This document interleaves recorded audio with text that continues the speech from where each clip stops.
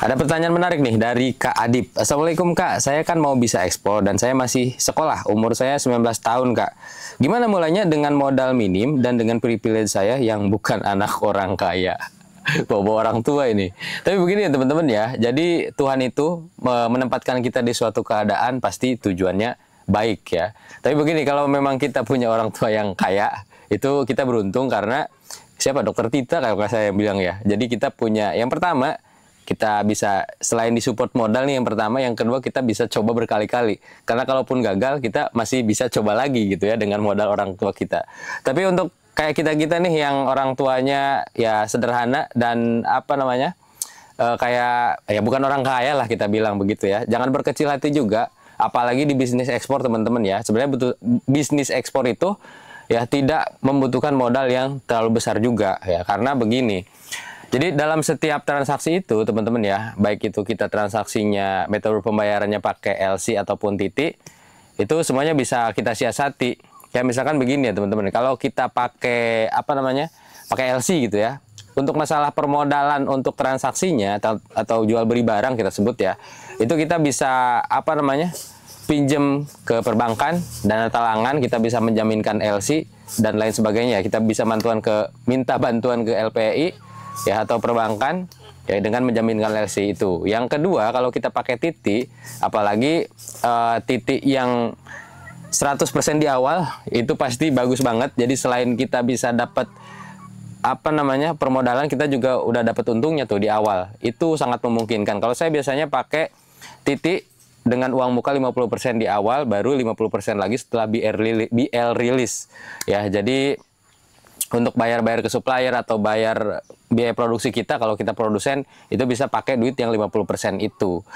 Itu ya, jadi kalau masalah permodalan di transaksinya harusnya nggak terlalu berat, karena kita bisa pakai duit buyer buat modal, baik itu modal biaya produksi ataupun beli ke supplier.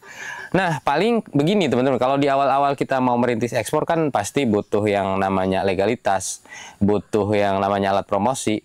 Terus yang di awal banget pasti teman-teman belajar itu pun pakai duit gitu ya. Entah itu beli buku, ya buku bisnis ekspor apapun, atau ikut kelas yang berbayar, ya itu kan pakai duit juga. Terus kayak apa namanya, ikut-ikut webinar gitu. Misalkan untuk unit kompetensi mencari buyer, kita ikutan Juminar bayar 70.000, 100.000. Itu kan investasi juga. Jadi menurut saya untuk pemula, apalagi masih 19 tahun ya, sangat terbuka sekali. Dan intinya begini aja, tingkatkan terus kapabilitas kita sampai akhirnya layak. Soal duit, ya memang penting gitu ya, tapi bukan faktor utama ya. Bisnis itu duit mungkin bisa kita siasati gimana caranya, entah itu kita pinjam ke perbankan atau nyari investor dan lain sebagainya gitu ya.